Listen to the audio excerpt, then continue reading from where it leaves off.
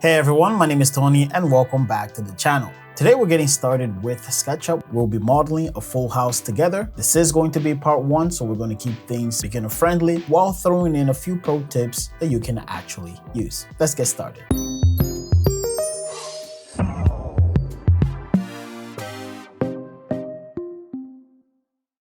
So to get started, let's go to Style and select a much faster SketchUp style. So let's select default shaded with textures.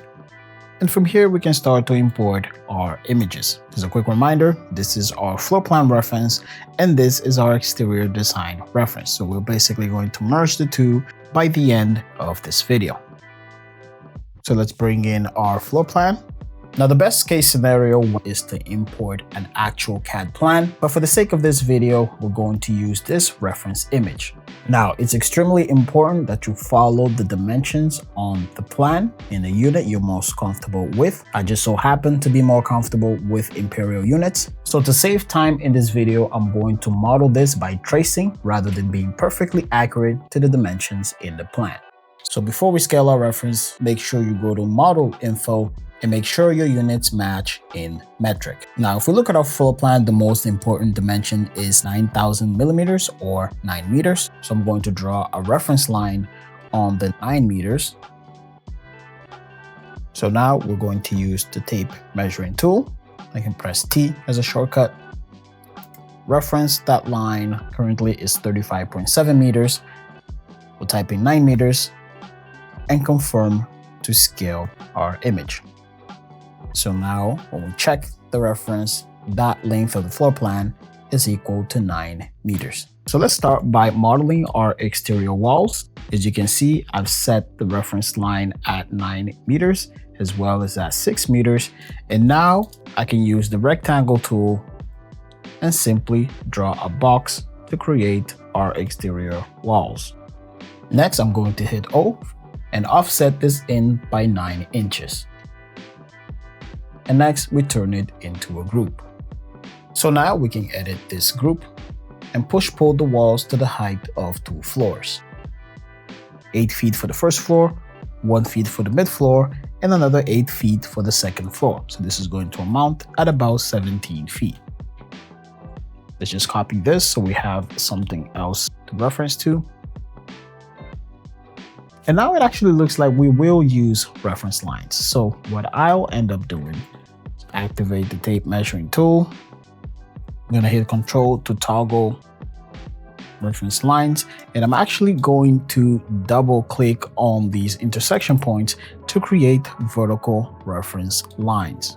And while you're doing this, just make sure that they're exactly on the outer side of your exterior wall. So once we're done, we should end up with something like this. As you can see, I have reference lines for each windows as well as the front door.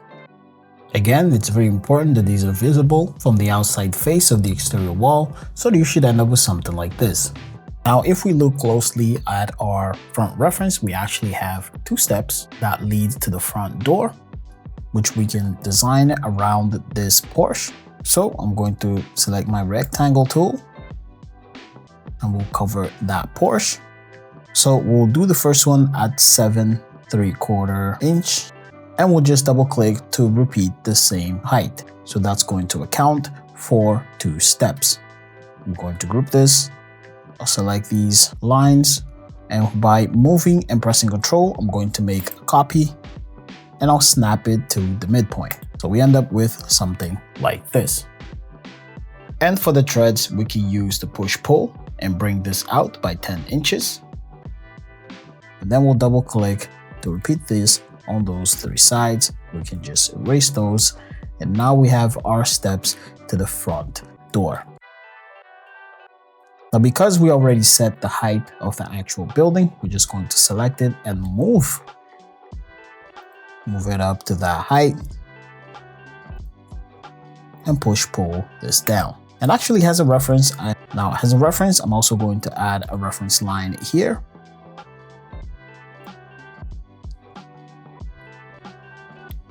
So we have our reference line, and now we're just going to copy this as a reference for our floor height. So we're going to do 8 feet, 1 feet for the mid floor, and then obviously the other 8 feet to the bottom of the second floor ceiling.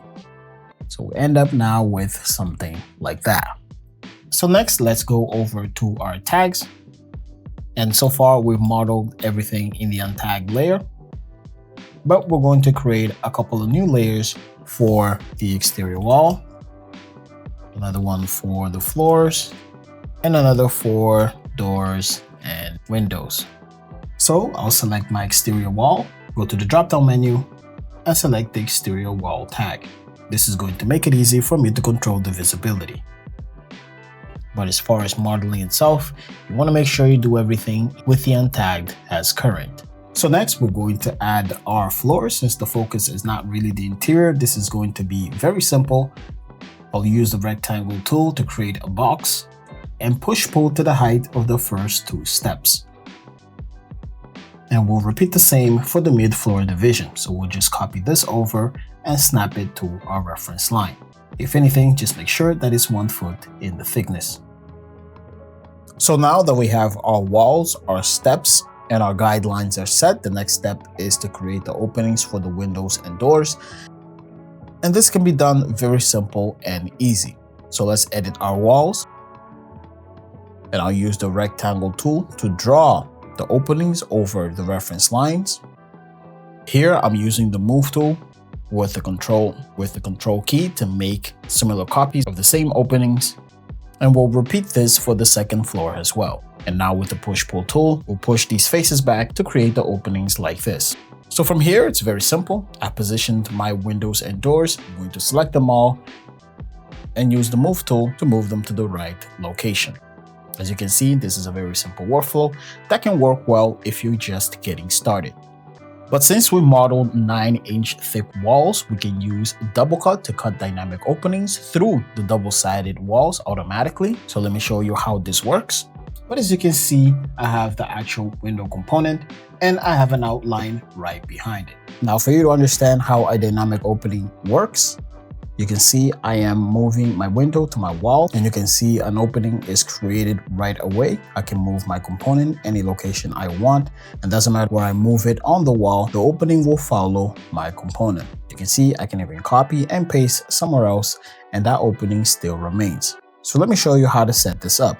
I will move my polyline to the very front, select both objects and make a component. This is going to be second floor window, say glue to any. Let's do a similar setup for the axis. Set the point, red axis for the length, green axis for the height, and blue axis for the depth. And you want to enable cut opening and confirm to create your component. So now when I move this to my wall, it's going to create an opening for me. So it's a very simple workflow to follow. And this actually has a sill height of 24 inches. So I'm simply going to move this up 24 inches and I have an update like that. As you can see, this is a very efficient workflow that allows you to work faster. So now let's just paste the window openings where they need to be. Let's repeat the same workflow for the door. And we'll end up with something like this. So now that we have our openings in place, we can start thinking about the roof. And this is going to be very easy to make, but first let's get rid of all of these reference lines. We can do that easily by going to edit and delete guides. So it cleans up our model like that. First, I'm going to draw a rectangle to close off the top. And I'm also going to offset this by 12 inches for the overhang. And we'll push-pull this face up 10 inches. So let's suppose we want to add a standard hipped roof using the native tools. We can easily do that with a couple of commands. Let's start with the line tool and draw a line from here. We can see that to our midpoint is 10 feet, 11.5 inches, but we'll just go slightly over that point. Next, I'm going to select that line and activate the rotation tool. And from this corner, I'm going to hit the arrow keys to lock on the red axis. and click to set my rotation angle. Now from here, we're going to set a specific angle, which is going to be 35 degrees, and we're going to hit enter. This is actually one of the most important parts. As we set our angle, now we can create our 2D shape, which will follow to become our roof. Once again, with the line tool, draw another line on the green axis to the midpoint, and then vertically to intersect and create this triangle. From here, we need to mirror this triangle. So I'm going to activate the flip tool. I'm going to hit Control to make a copy, and you will see that plus icon. And on this green plane, I'm going to drag to my point of reference, and it's going to make a copy like that. So now let's just delete that midpoint, and with the push-pull tool, I'm going to push this all the way to the other side. And now we have something like this. Next, we need to slope this part in. And what we can do here is use the move tool. Simply click on that point right there and move this in at the same distance of the midpoint. And if we remember, that is 10 feet, 11.5 inches. And you will get something like that. And we'll repeat the same here. And this is going to give us our hipped roof. So very simple workflow, very doable for beginner. And all you really did was use a couple of native tools. But as always, there are alternatives that can make this workflow a little bit faster. Let me show you. So for the next example, I'm going to show you how to do this using the SketchPlus building tools. And it's likely one of the fastest way you can model roofs in SketchUp. Let's select that top face, activate Draw Hipped Roof, click once, and now this moves in the blue axis. And it prompts us to add the roof slope. So here you can do it either in slope or degrees.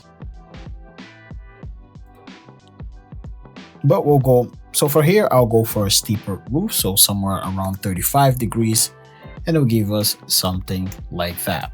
As you can see, it's very easy to build a roof with the assistance of the SketchPlus building tools. As always, the link for SketchPlus will be in the description.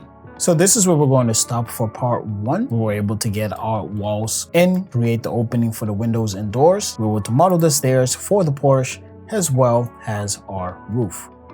So make sure you watch part 2, where we're going to take that same house, where we're going to add the details over the windows. We're going to model the structure for the porch entrance, and we're going to add the roof molding detail as well as the textures and a few more unique tips that you'll see throughout part 2. And that's going to be all for this video. Hopefully you've enjoyed those tips. As you can see, we are not finished. You can watch part 2 right here whenever it's released. As always, leave a comment down below. Let us know what you enjoyed about the video and what you'd like to see next. As always, I'll catch you guys in the next video.